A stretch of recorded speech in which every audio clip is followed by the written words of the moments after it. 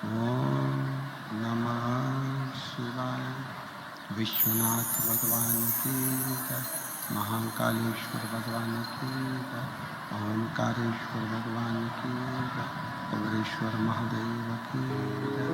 हर हर महादेव, हर हर महादेव, हर हर महादेव। काशी विश्वनाथ वर्धन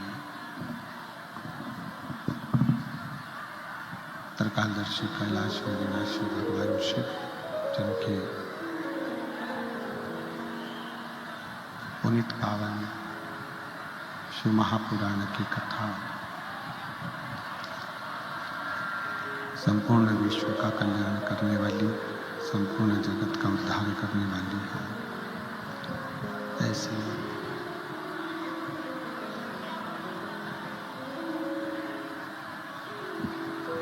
पवित्र पावन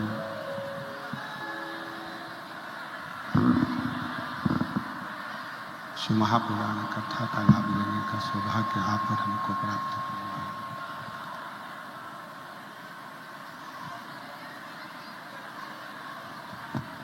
बड़े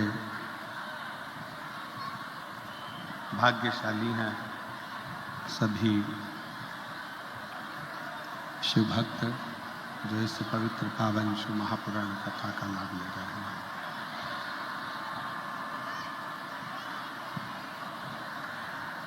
महाराष्ट्र की ये पवित्र भूमि साकरी,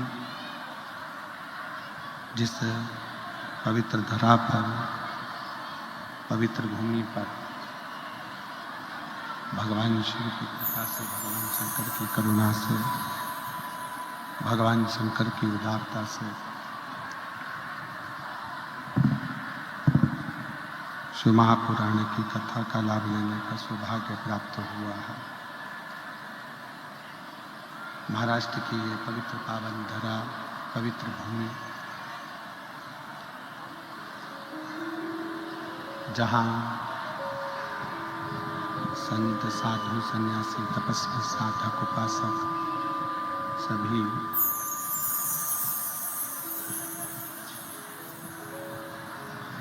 इस पवित्र धरा पर, इस पवित्र भूमि पर भगवान की बड़ी कृपा से, उनकी उदारता से, उनकी दया से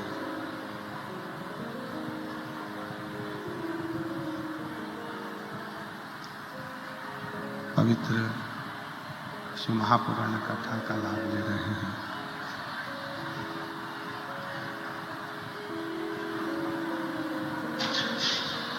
जीवन की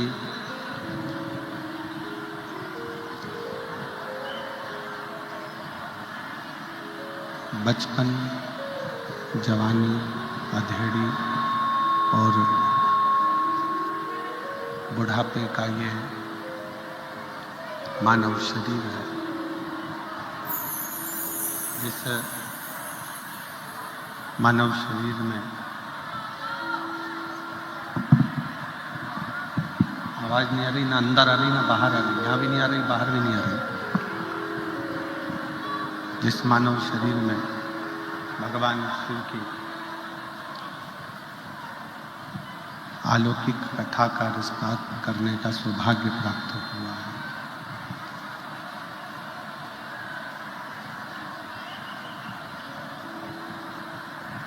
शिव कथा कहती है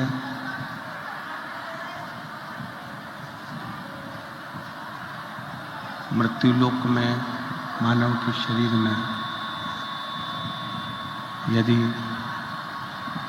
एक बार भी भगवान शंकर की कथा श्रवण करने का सौभाग्य प्राप्त हो जाए, मिल जाए, तो जीवन की सार्थकता है।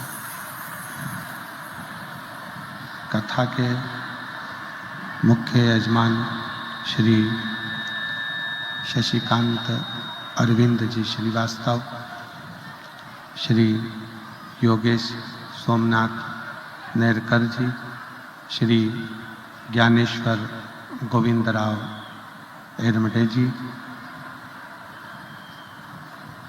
श्याम कालम बाबूलाल कोटबड़े जी, दिलीप शिवराम बंघाना जी, श्री देवेंद्र विश्वनाथ कोटवाड़े जी, श्री नीलेश विश्वनाथ वाणी जी, श्री जयवंत लक्ष्मण बांगड़ जी, श्री नितिन शिवाजी कोतकर जी, श्री विनोद मधुकर कोटवाड़े जी, श्री पांडुरंग वामन सूर्यवंशी जी, श्री विजय प्रभाकर सूर्यवंशी जी, श्री जितेंद्र शांताराम कोंतकर जी।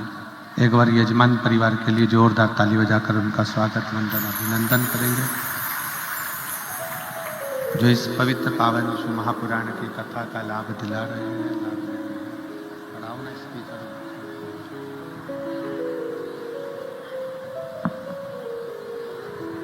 शिव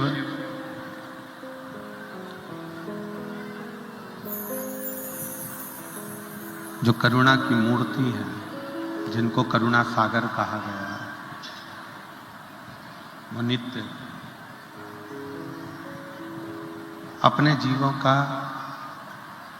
कल्याण करने के लिए तत्पर रहते हैं। कहते हैं यदि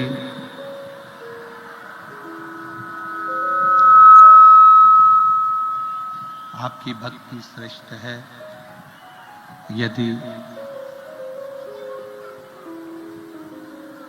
आपका भाव शुद्ध है,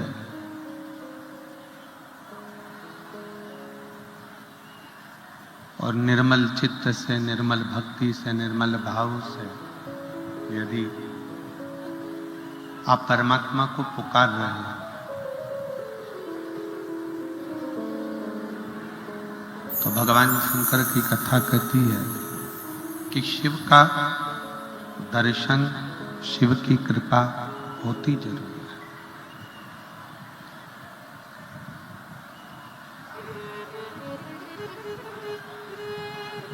ब्रह्म कुमारी आश्रम से दीदियां बैठी हुई हैं।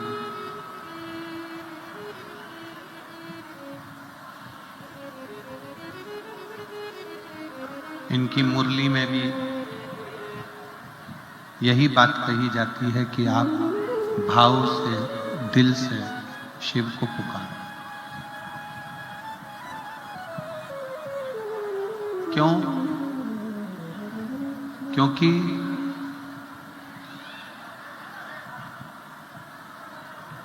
शिव बनावटी नहीं है और शिव को बनावट पसंद नहीं।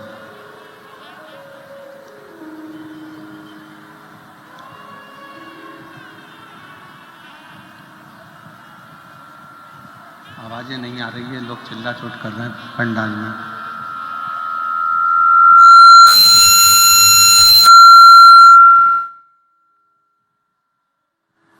शिव बनावटी नहीं है और शिव को बनावट प्रिय नहीं।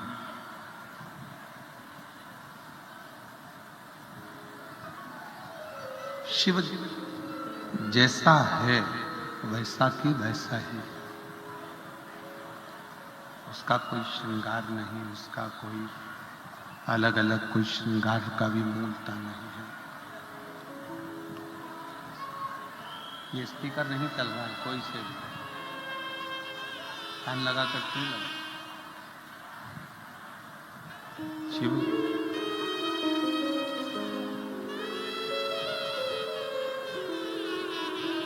शिव को बनावट प्रिय नहीं,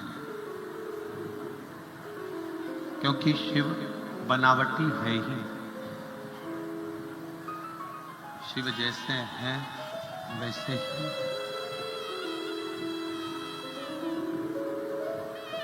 मस्तक पर गंगा है,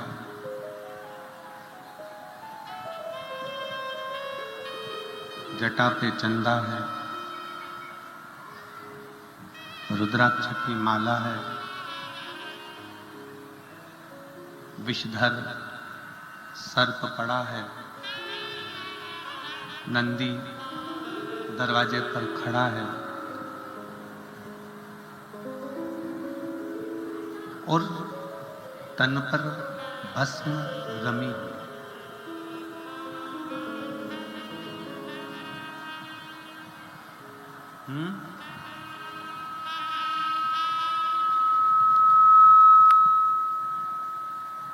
तन पर भस्म रमी हुई है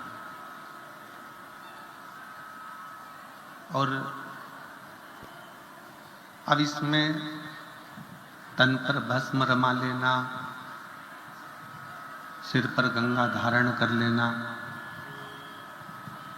गले में भुजंग धारण कर लेना, रुद्राक्ष का माला धारण कर लेना,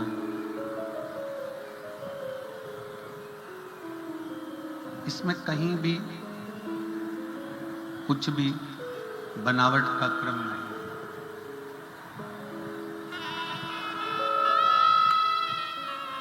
इसमें कहीं भी कुछ भी बनावट की स्थिति नहीं। यहां भगवान शिव जैसे सरल हैं, भगवान शंकर जैसे सहज हैं, शांति प्रिय हैं। शिव को भी अपना भक्त वैसा ही प्रिय लगता।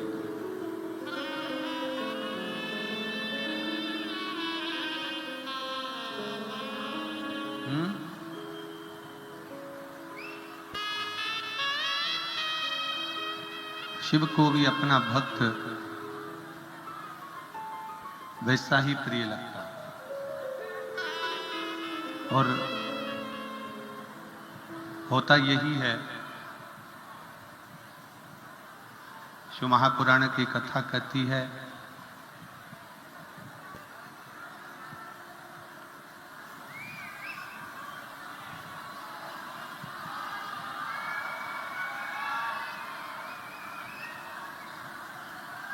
प्रेशर खोलिए, प्रेशर साउंडों का, सदूर का प्रेशर खोलिए, सब जगह का प्रेशर खोलिए,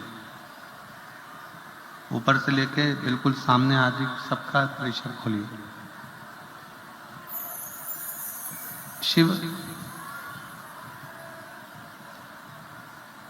शंकर शांति प्रिय हैं, शिव आडंबर से दूर हैं। शिव जैसे स्वयं निर्मलता का भाव रखते हैं, जितना शिव सहजता का भाव रखते हैं, शिव जितनी सरलता का भाव रखते हैं, वैसा कि वैसा ही आपके जीवन में होना चाहिए। वैसा कि वैसा ही आपके जीवन में भी धारण होना चाहिए।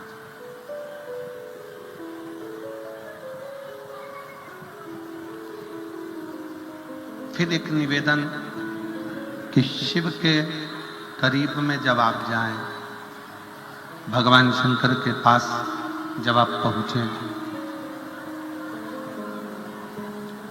शिवालय में, देवालय में, शिव जी की कथा में, जब भी आप जाएं, एक सरलता आपके भीतर होना चाहिए।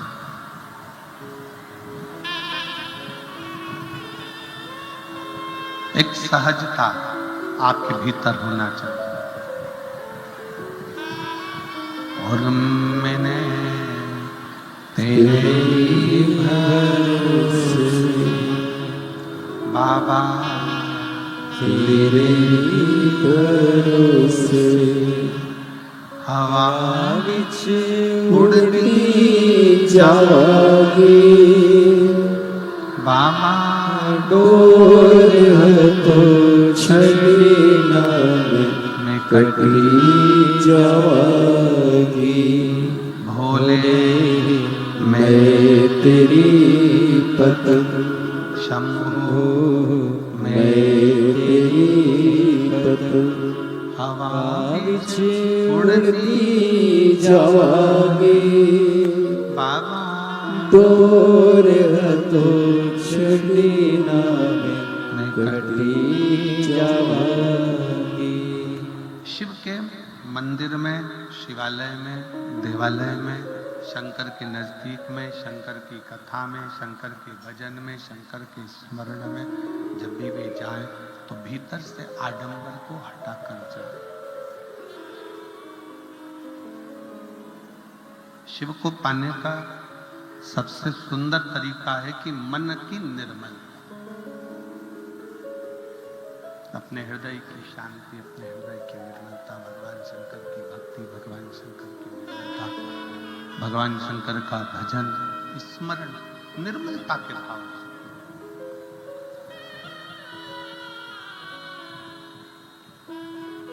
शिव महापुराण की कथा एक बात बड़ी अच्छी कहती है, सत्संग, बुआरी, भोजन और स्नान, ये चार नित्य करना चाहिए, प्रतिदिन करना चाहिए, रोज करना चाहिए।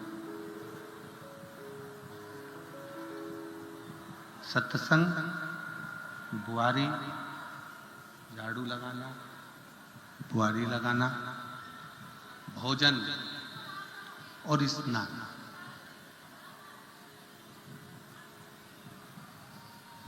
ये चार प्रतिदिन होना चाहिए, प्रतिदिन।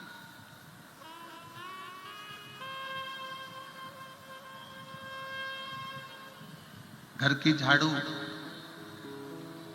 दुकान की बुआरी, घर की बुआरी, झाड़ू दरवाजे की रोज लगाओ, प्रतिदिन लगाओ, प्रतिदिन लगाओ। घर को रोज क्लीन कर कर रखो, रोज साफ कर कर रखो, शबरी अम्बा जैसे। माता शबरी अम्बा का नियम था, माँ शबरी अम्बा रोज प्रतिदिन अपने घर को बंद रखती थी। माँ शबरी अम्बा रोज अपने घर को साफ करती थी, प्रतिदिन।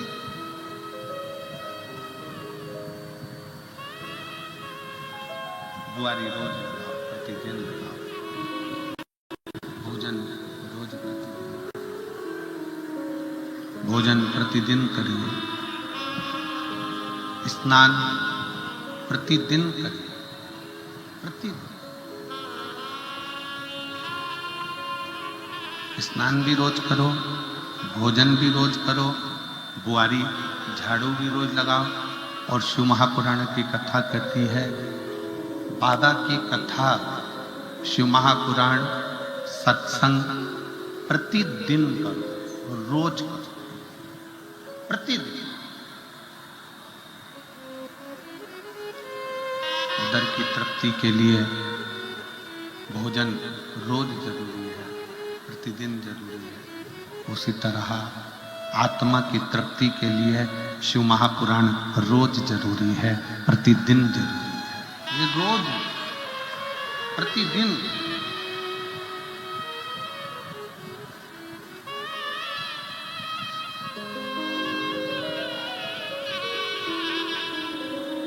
अभी सूरत की कथा में एक बात कही थी, सूरत की कथा में एक बात बोली गई थी कि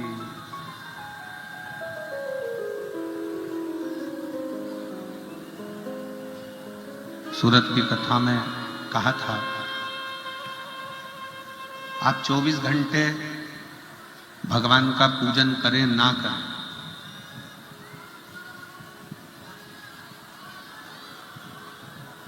आवाज ही नहीं जा रही है।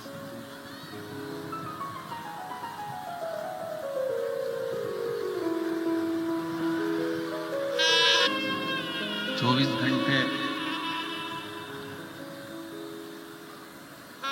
आप भगवान का पूजन करें ना करें, 24 घंटे आप भगवान की भक्ति करें ना करें, पर शिव महापुराण की कथा कहती है कि 24 घंटे मेरे देव अधिदेव महादेव पर विश्वास पूरा करें तो बाबा आपका कार्य सफल जरूर करें।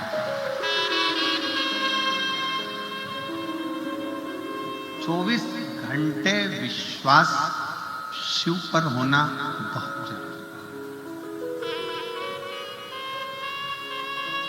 24 घंटे भगवान पर भरोसा होना बहुत जरूरी है।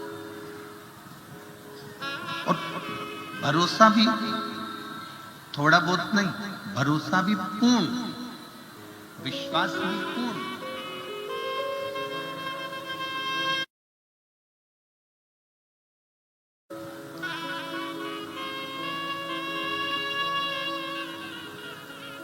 आप जितना भरोसा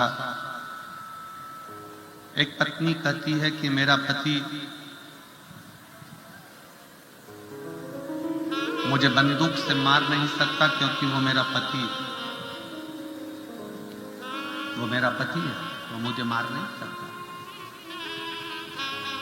इतना ही भरोसा आप अपने उस परमात्मा पर करें कि वो भी हमें मुसीबत से निकालेगा जरूर, हमें मुसीबत में ढकेल नहीं सकता, हाथ पकड़कर हमें बाहर करेगा, ये निश्चित, वो निकाल सकता।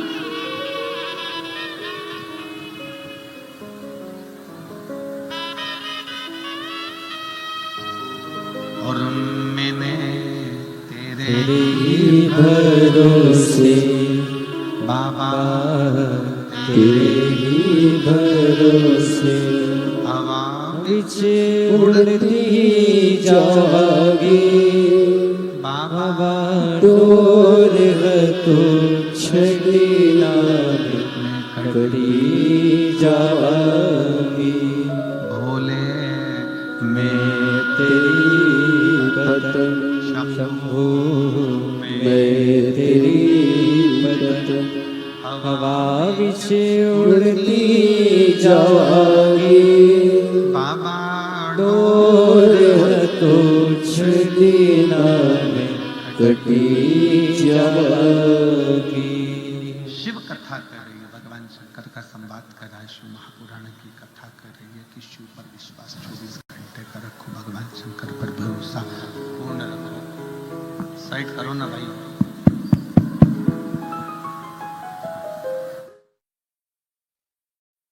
चौबीस घंटे का, 24 घंटे।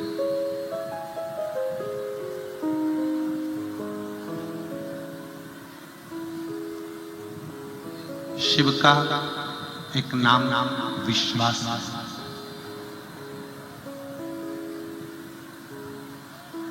शिव जी का नाम ही विश्वास।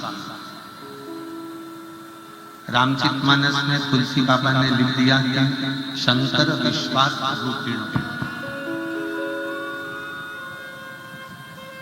शिव जी का एक नाम विश्वास। ये ऊपर का कुछ भी नहीं पड़ रहा, जैसा है वैसा कि वैसा ही उस लोग तुम्हें आवाज आ रही है ऊपर, इसमें भी नहीं आ रही है कहीं। शिव को भरोसा कहा। शंकर भगवान को विश्वास कहा। शिव महापुराण की कथा में एक बात आती है कि आप सती मैया से एक विश्वास हमें सीखी थी, माता सती।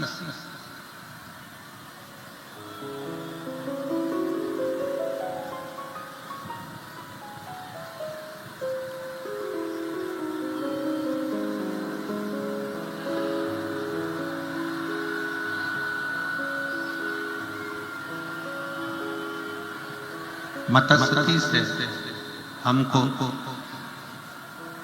एक बात विश्वास की सीखना चाहिए, भरोसे की सीखना चाहिए।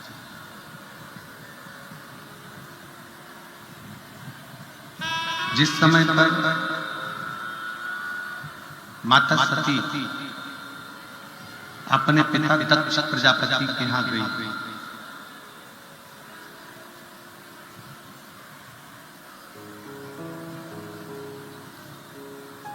और माता सती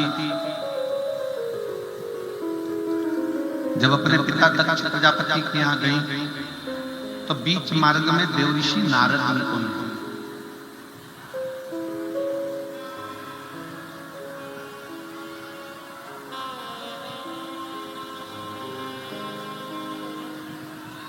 देवऋषि नारद जी ने माता सती को देखा और देवऋषि नारद माता सती को देखकर थोड़ी देर उनके सामने खड़े होकर श्रीमन नारायण श्रीमन नारायण श्रीमन नारायण श्रीमन नारायण श्रीमन नारायण कहने लगे।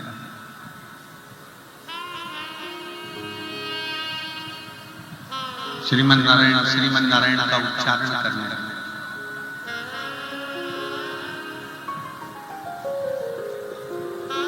अब सामने माता सती है, देवऋषि नारद,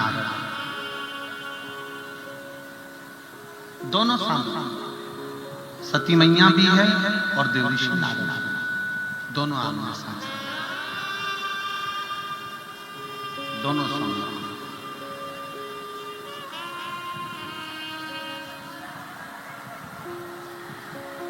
देवऋषि नारद जी ने माता सती जी से कहा, माँ आपको मालूम है कि आप अपने पिता के घर जा रही हो और शिव जी की आज्ञा नहीं है।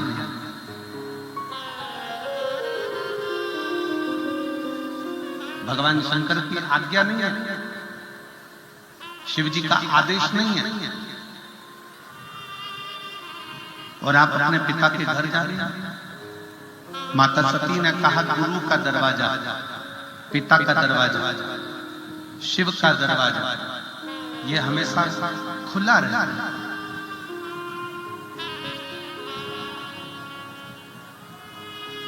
अपने पिता के घर में, अपने गुरु के घर में, अपने शिव के घर में बिना समय के भी जाया जा सकता है। पर मां, शिव जी ने तो आपको रोका है, शंकर भगवान ने तो आपको रोका है, आपको नहीं जाना चाहिए। सती मैया देवऋषि नारद को जो उपदेश दे रही है, वो एक विश्वास का उपदेश है।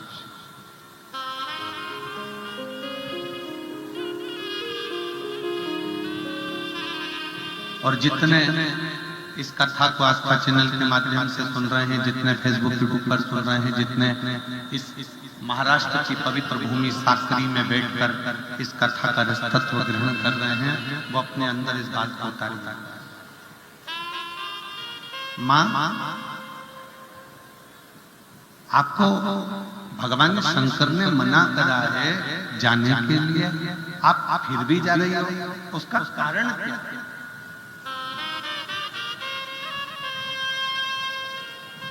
जब पति ने मना कर दिया, पत्नी को नहीं जाना चाहिए। जब पति ने मना कर दिया तो जाने का क्रम ही नहीं, मत मत। फिर क्यों जा रही? सती मैया ने देवऋषि नारद जी से कहा, नारद जी, मेरे पति ने कामदेव को जलाकर भस्म कर, काम तो जल गया,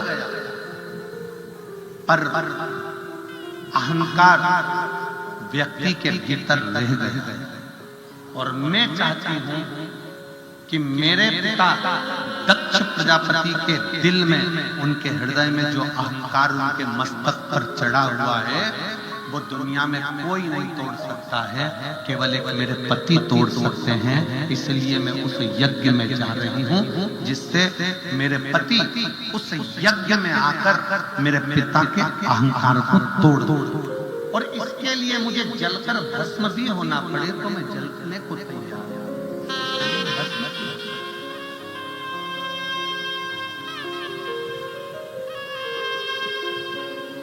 इसके लिए मुझे अगर जलना पड़े, भस्म होना पड़े तो मुझे कोई दिक्कत नहीं। पर अहंकार, अभिमतता, अहम व्यक्ति को बर्बाद कर देती है। अभिमतता, अहम अहंकार व्यक्ति को बर्बाद कर देती है।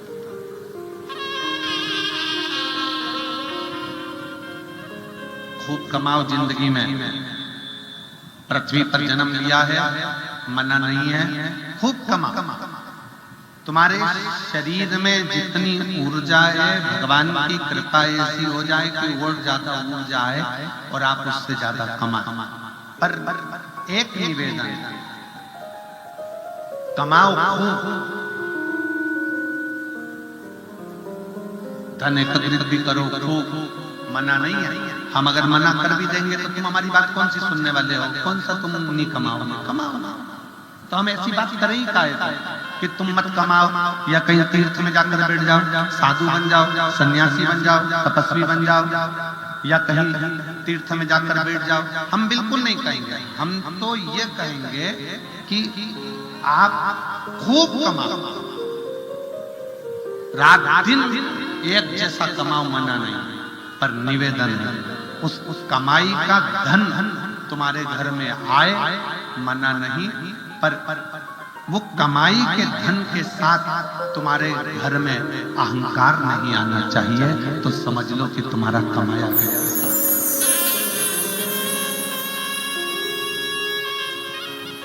तो समझो कि शास्त्र। और यदि कमाई के धन के साथ में धन तो बड़ा, संपदा बड़ी, धन संपदा के साथ साथ अगर घर के अंदर अहंकार आता चले गया, अभिमान आता चले गया, तो फिर बर्बादी का सिरा सम्मुख में होता है। बर्बादी का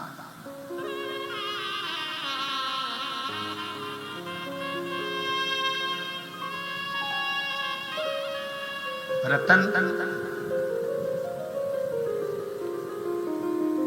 चार चीजें हैं, चार चीजों की कीमत आपको मालूम होगा। पहले नंबर पर है रतन, हीरा। दूसरे नंबर पर है सोना। तीसरे नंबर पर है चांदी। चौथे नंबर पर है तांबा। इसमें सबसे कीमत वाला कौन सा? पहले नंबर पर है हीरा, दूसरे नंबर पर है सोना, तीसरे नंबर पर है चांदी, चौथे नंबर पर है तांबा। इसमें सबसे ज्यादा कीमत वाला कौन सा है? जम के बोलो जरा। हीरा, रतन।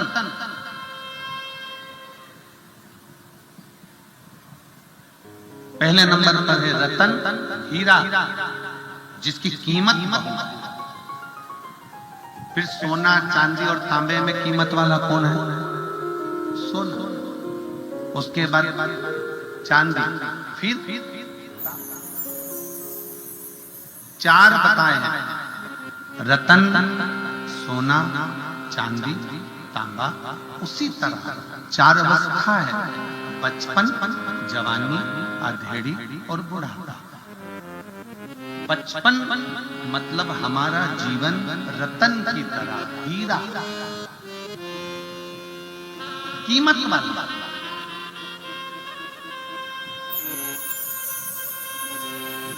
एक बचपन की कीमत भी समझो। संत नामदेव जी महाराज 4 वर्ष की अवस्था में सत्संग में लगे थे। संत तुकाराम जी 6 वर्ष की अवस्था में सत्संग में लगे थे। 5 वर्ष की अवस्था में सत्संग में लगे। संत तुकाराम जी 5 वर्ष की अवस्था में सत्संग में लग गए। मीराबाई 5 वर्ष की अवस्था में सत्संग में लग गई। कर्माबाई 6 वर्ष की अवस्था में सत्संग में लग गई। एक बाल्य अवस्था में जो सत्संग किया गया वो रतन जैसे।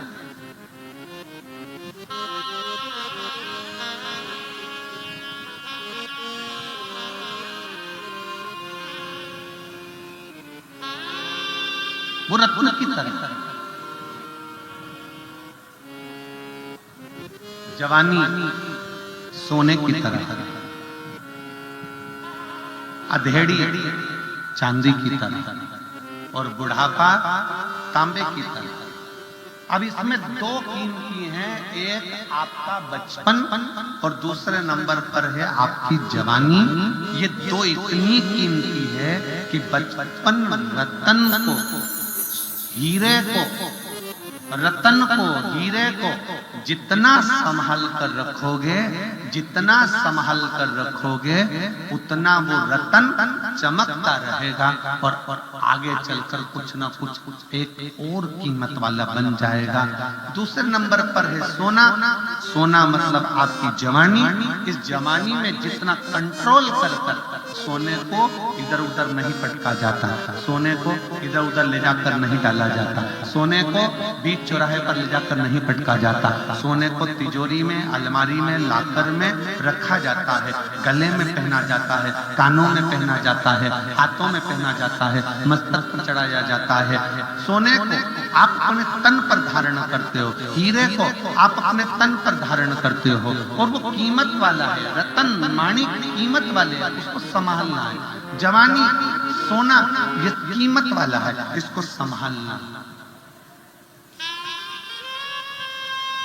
और थोड़ी सी कीमत जिसकी घट जाती है वो चांदी, पांव की पायल।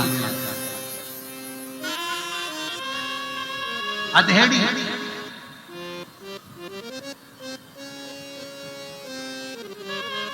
घटती जा रही, कीमत घटती जा रही। फिर आ गया बुढ़ापा, तांबा, और कीमत घट गई। आप अपनी कीमत मत प्रबल करें।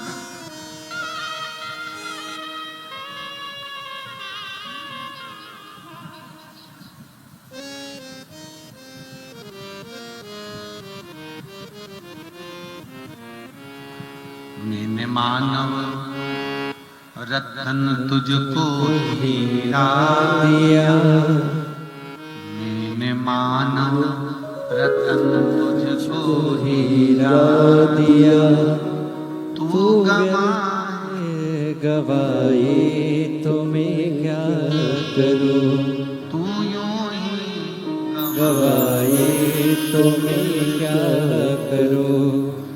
मैंने मानव रतन तुझको हीरा दिया, मैंने मानव रतन तुझको हीरा दिया, तू यूं ही गवाए तो मैं क्या करूं। कितना कीमत वाला दिया है ये शरीर, कितना कीमत।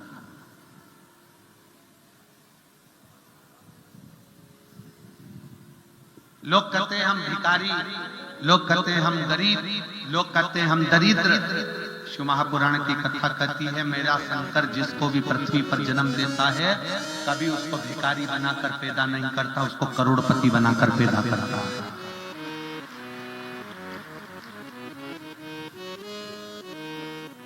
कमल का पुष्प कीचड़ में होता है, सच्चा हीरा कोयले की खदान में होता है, सोना पहाड़ और खदान से निकलता है।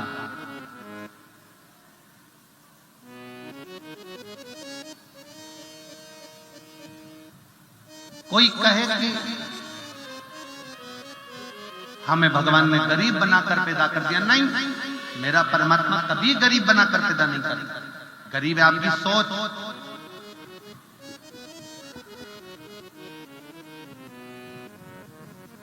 गरीब आपकी सोच है। जिस दिन तुम्हारे पास में 10 रुपए हैं और उस 10 रुपए में से 1 रुपया निकाल कर तुम किसी भूखे को अगर भोजन करा देते हो, एक बिस्कुट भी खिला देते हो, समझ लेना उस दिन तुम गरीब नहीं हो, सेठों से भी बड़े सेठ हो, क्योंकि तुमने किसी को दिया। तुम्हारी देने की आदत तुमको सेठ बनाती और तुम्हारी लेने की आदत तुम्हें भिखारी बनाती।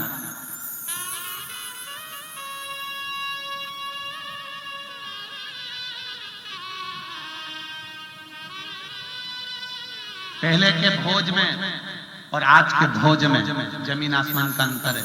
पहले के समय में भोजन करने बैठते थे, शादी में पंगत लगती थी, पट्टी बिछती थी, उस पे बिठा दिया जाता था, सामने वाला आता था, पथूत आता था, पत्तल लगाता, थाली लगाता, सामने वाला आता, गुलाब जामुन रख कर जाता, रसगुल्ला रख कर जाता, पूड़ी रख कर जाता, सब्जी रख कर जाता, रायता रख कर जाता। आज पहले के समय में देने वाला खुद आता था। आज के जमाने में संसार में इन विदेशियों ने सबको भिखारी बना दिया। हाथ में प्लेट पकड़ा दी और बफेट के सामने दे दे भैया, दे दे भैया, भिखारी। अब ईमानदारी से बोलना, जितने साकरी के भक्त यहाँ पर बैठे हुए हैं, ईमानदारी से बोलो, बफेट की टेबल के पीछे जो वेटर खड़े हैं और तुम्हारे हाथ में हीरे की चूड़ी, सोने के जेवर और बनारसी साड़ी, और तुम्हारा पति लाखों कमाने वाला और सामने वेटर खड़ा है और तुम प्लेट लेके 1 गुलाब जामुन दे दे भैया।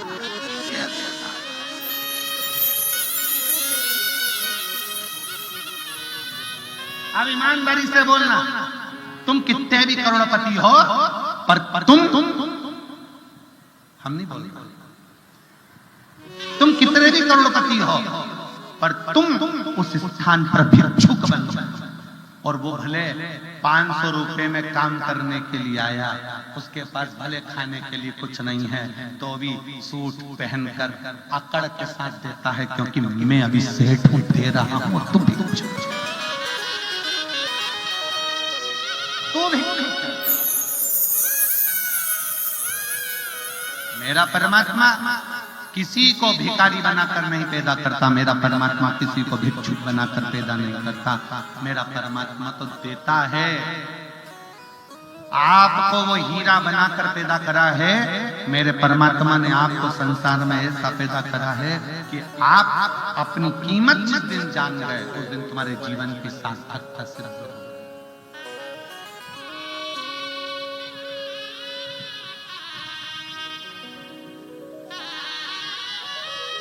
कई लोग कह देते हैं बात बात में, कई लोग लड़ाई झगड़े में कह देते हैं तू तो 2 कौड़ी का है। किसी को लड़ाई में कह दिया तू 2 कौड़ी का है, और वो जो व्यक्ति है वो लड़ने बैठ गया कि तूने मुझे 2 कौड़ी का कह दिया। अरे भगवान को धन्यवाद देना कि वारे प्रभु, इसकी निगाह में 100 कौड़ी के लोगों को छोड़कर उसने 2 कौड़ी वाले को तो देखा। 100 कौड़ी के लोगों को छोड़कर कम से कम 2 कौड़ी के व्यक्ति को तो देखा। मतलब इसकी दृष्टि में मैं 2 कौड़ी का हूं, तो परमात्मा तेरी दृष्टि में तो मैं 100 कौड़ी का ही हूं। ये निश्चित है, ये निश्चित है। अब देख क्या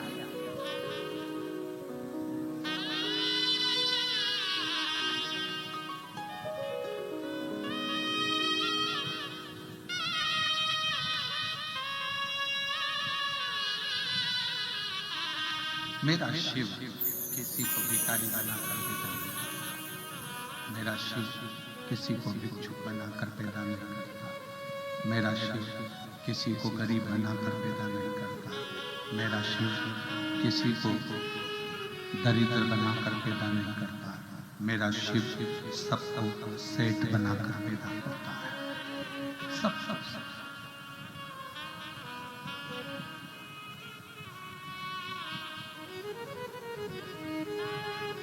एक परमात्मा की निगाह में जन्म लेने वाला मनुष्य सेठ है। उसी तरह से जैसे एक माँ की निगाह में उसका बेटा राजकुमार है। संसार में जितनी माँ है ना, इसका बेटा चाहे वो काला हो, पीला हो, चाहे वो आंख से बेकार हो, मुंह से बेकार हो, हाथ से विकलांग हो, चाहे पांव से विकलांग हो, तो भी एक माँ की निगाह में उसका बेटा राजकुमार ही रहेगा।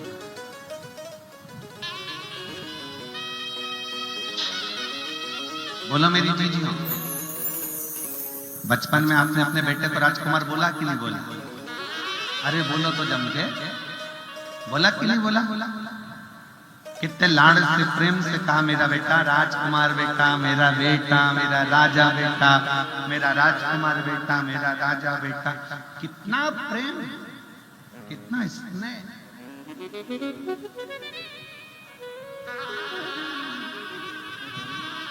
प्रत्येक माँ की निगाह में उसका बेटा राजकुमार होता है।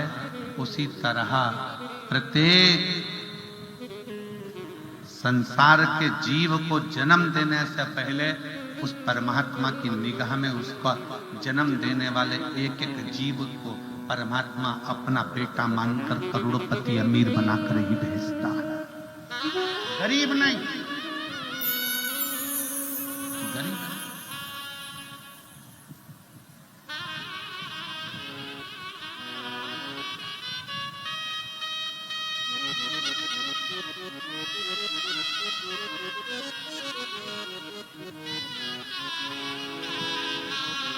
गरीब नहीं। आपके देने की सामर्थ्यता आपको सेठ बनाती है। आपको देने की सामर्थ्यता आपको सेठ बनाती है। यहां पर कई बुजुर्ग माताएं बैठी हैं जो रोज भंडारा करती हैं। यहां कई बुजुर्ग पिता बैठे हैं, कई बूढ़े बूढ़े लोग बैठे हैं जो रोज भंडारा करते हैं। बस अंतर है उनके भंडारे में और तुम्हारे भंडारे में। पहले के समय में हमारे घर की बुजुर्ग माताएं, बुजुर्ग पिता रोज का भंडारा करते थे। आटा सिका हुआ, उसमें शक्कर मिली हुई, छोटे से कागज में बांधकर उसको लेकर जाते थे। पीपल के पेड़ के नीचे इतना इतना सा आटा शक्कर बुरबुरा देते थे, चींटियों का भंडारा हो जाता था। पहले के माता पिता थोड़ा सा चावल, ज्वार, मक्का छत पर ले जाकर डाल देते थे, चिड़िया पक्षियों का भंडारा हो जाता था। पहले के बुजुर्ग माता पिता आटे की गोली बनाकर नदी तालाब में डाल देते थे, जिससे उन मछलियों का, जीवों का भंडारा हो जाता था। वो भले गरीब होते थे पर भंडारा रोज करते थे। आज के सेठ से ज्यादा वो सेठ थे जो रोज किसी ना किसी का भंडारा किया करते थे, प्रतिदिन करते थे। और यहाँ पर कई बुजुर्ग माताएं बैठी हैं, कई बुजुर्ग पिता बैठे हैं जो आज भी थोड़ा सा चावल लेकर जाएंगे, चिड़िया को डाल देंगे, पक्षियों को डाल देंगे, थोड़ी सी रोटी निकालेंगे, गौ माता को दे देंगे, एक रोटी का टुकड़ा कुत्ते को दे देंगे, थोड़ा सा भाग निकलेगा, कोई मीठा होगा घर में बचा हुआ तो पीपल के पेड़ के नीचे, बड़ के पेड़ के नीचे, नीम के पेड़ के नीचे छोटी छोटी जो चींटियां होती हैं उन जीवों को डाल देंगे। अपने आप में वो दान धर्म कर कर ये समझ लेते हैं कि हमने कुछ कर लिया, और कर लिया बहुत है।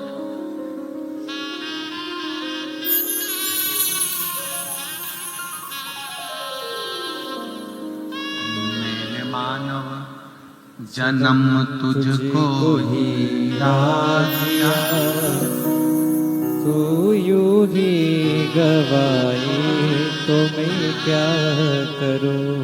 मैंने मानव जन्म तुझको ही दिया, तू यूं ही गवाए तो मैं क्या करूं। तू व्यर्थ गवाए, तो मैं करूं तो करूं क्या?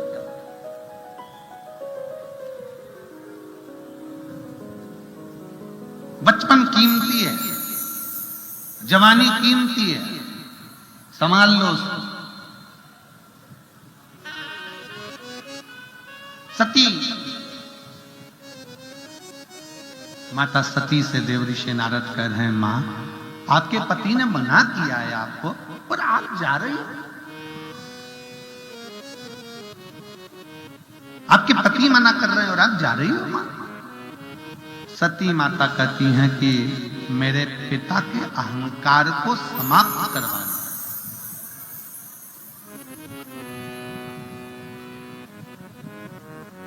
भीतर का अभिमान। और बहुत ध्यान देना,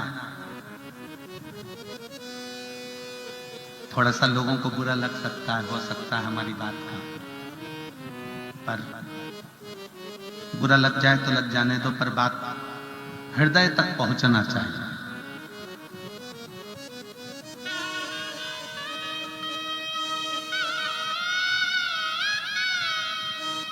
ससुराल का अभिमान दामाद तोड़ देता है और दामाद का अभिमान ससुराल तोड़ देता है। कैसे? अर्जुन को अहंकार आ गया था,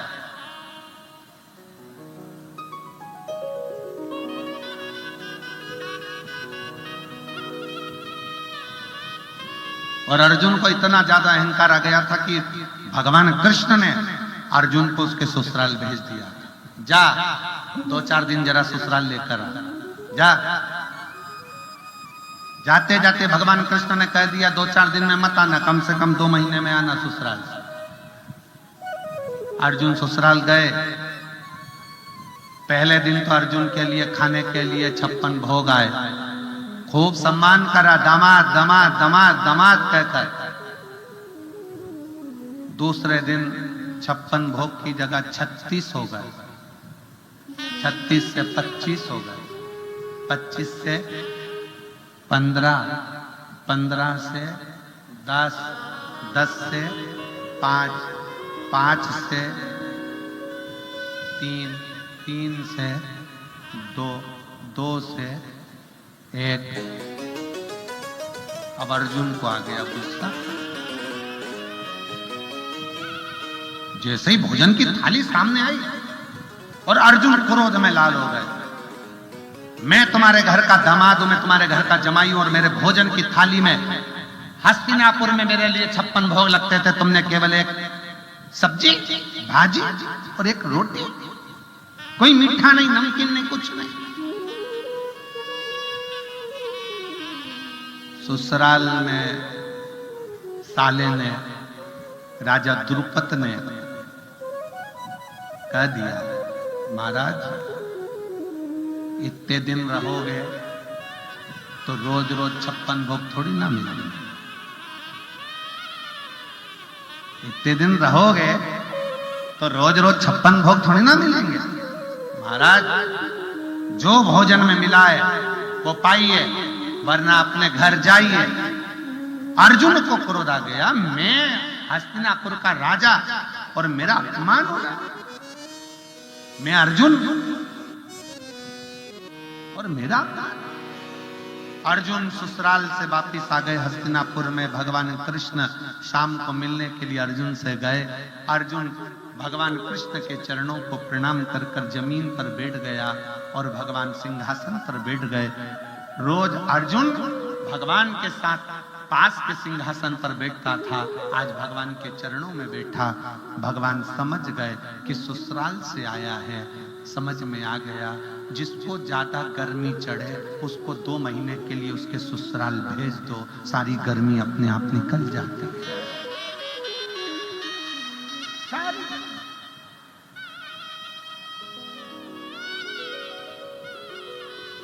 पहली बार में जाओगे तो साला बात करेगा, साली बात करेगी, सास बात करेगी, ससुर बात करेंगे, रिश्तेदार बात करेंगे। 15-20 दिन रहते रहते ना साला बात करेगा, ना साली बात करेगी, ना ससुर बात करेगा, ना सास बात करेगी। धीरे धीरे धीरे धीरे सम्मान घटता चले जाता है। जिसको ज्यादा अकड़ है, जिसको ज्यादा गर्मी लगे, उसको भेज दिया जाए 2 महीने के लिए, 1.5 महीने के लिए चलेगा। और फिर निवेदन, बड़ा ध्यान देना महाराज, समझने वाला विषय है। संसार के लोगों के यहां रोज जाओगे तो धीरे धीरे धीरे धीरे तुम्हारा सम्मान घटता जाता है, और भोलेनाथ के दरवाजे पर रोज जाओगे तो धीरे धीरे धीरे धीरे तुम्हारा सम्मान बढ़ता जाता है, बढ़ता जाता है।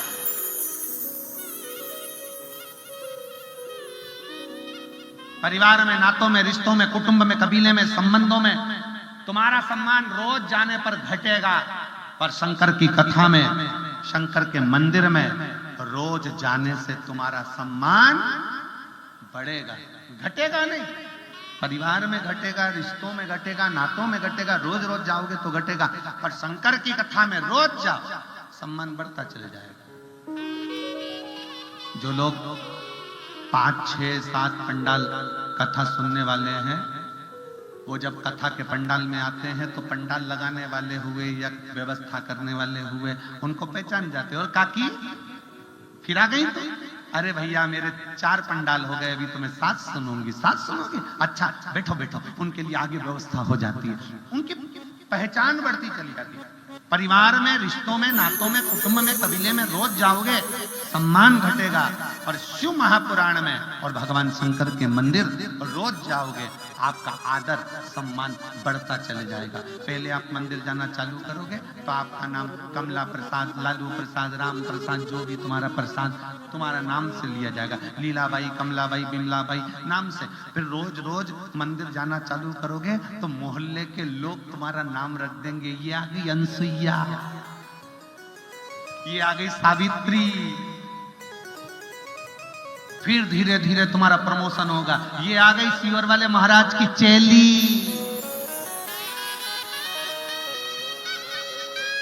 फिर नाम चेंज होगा, फिर नाम चेंज होगा।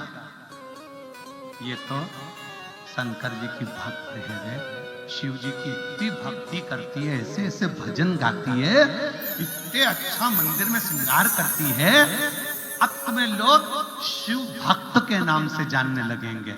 ये प्रमोशन है अपना, ये प्रमोशन है, ये शिव भक्त है।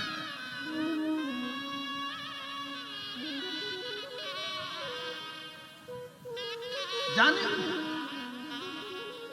धीरे धीरे परिवार में, नातों में, रिश्तों में, कुटुंब में, कबीले में, संबंधों में थोड़ा थोड़ा सम्मान घटता जाता है रोज मिलने पर शंकर से रोज मिलने पर सम्मान घटता नहीं है। शंकर से रोज मिलने पर सम्मान बढ़ता चलता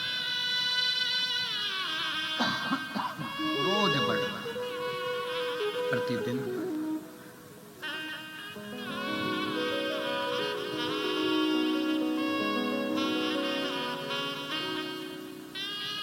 बहुत ध्यान देना, बच्चे का जन्म का नाम दूसरा होता है और बड़ा होता है तो नाम दूसरा हो जाता है। बच्चे का नाम दूसरा है, माँ उसको लल्लू, कल्लू, पप्पू, मुन्ना कुछ भी कहकर पुकार लेती है। बच्चा बड़ा हुआ, नाम चेंज, नाम बड़े होने पर तुम्हारा नाम बदल जाता है। उसी तरह शंकर के मंदिर रोज रोज जाना चालू कर दो, तुम्हारा भी नाम बदल जाएगा। लोग तुम्हें नाम से नहीं, मेरे भोले बाबा के भक्त के नाम से जानना प्रारंभ कर दो। नाम चेंज।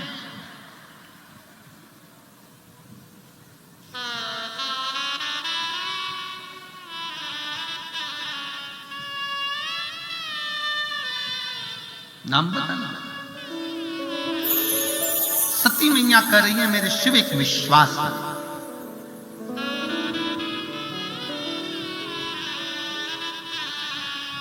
सती मैया कर रही है शंकर विश्वास, भरोसा।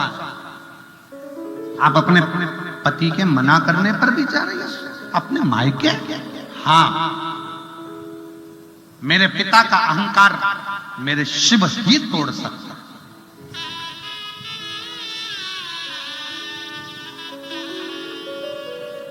अच्छा, आपसे हम एक बात पूछें, पूरी शिव महापुराण की कथा एक बार पढ़ के देखना।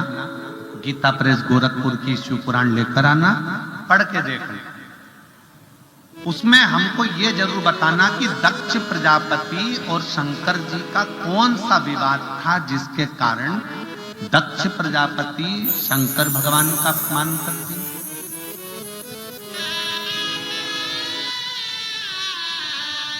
दक्ष प्रजापति भगवान शिव जी का अपमान कर दिया। कौन सा विवाद था? उस विवाद को हमें बताओ एक बार कि शंकर भगवान की और दक्ष प्रजापति का झगड़ा कौन सा था? कौन सी लड़ाई थी जो दक्ष प्रजापति शंकर भगवान से इतना बैर करते थे, उनका अपमान कर दिया, उनको अपशब्द कर दिया? झगड़ा कौन सा था? कोई झगड़ा नहीं। शंकर भगवान का और दक्ष प्रजापति का कोई झगड़ा नहीं था। केवल थोड़ा सा फिर कहेंगे, कटोरी में विष आ गया, तुमने पी लिया तो तुम अकेले मरोगे, पर कान में कोई दूसरा विष निंदा का भर जाता है तो व्यक्ति अकेला नहीं मरता, पूरे परिवार को लेकर मरता है। पत्नी के कानों में विष डाल दिया पति के प्रति, पति भी गया, पत्नी भी गई। पति के कानों में विष डाल दिया पत्नी के प्रति, तेरी पत्नी ऐसी है, मार्केट में दिखी, वो हुआ, ऐसा हुआ, वह हुआ। तुम्हारा पति मुझे गार्डन में दिखा, किसी के साथ बैठा था, गाड़ी पर किसी को लेकर जाना था, विष घोल दिया गया। तुम्हारी बहन ऐसी थी, तुम्हारा भाई ऐसा था, तुम्हारे दादा ऐसे, तुम्हारे पिता ऐसे, तुम्हारे पिताजी ने छोटे भाई को इतनी जायदाद दे दी, तुझे कुछ नहीं दिया, विष भर दिया। बाजार में मिलने वाला विष केवल एक व्यक्ति को मारता है और मोहल्ले में, रिश्तेदारों में ना जाने कौन सा एक विष कानों के अंदर घोल दिया जाता है, जिससे पूरा परिवार मर जाता है। पूरा परिवार।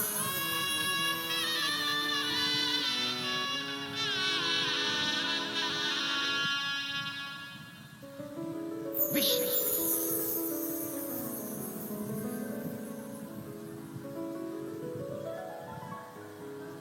एक बहुत अच्छा, एक साहूकार का एक बेटा था, बड़ा अच्छा, बहुत अच्छा, शंकर का बड़ा भक्त था, शिव जी की भक्ति बहुत करता था, पर उसी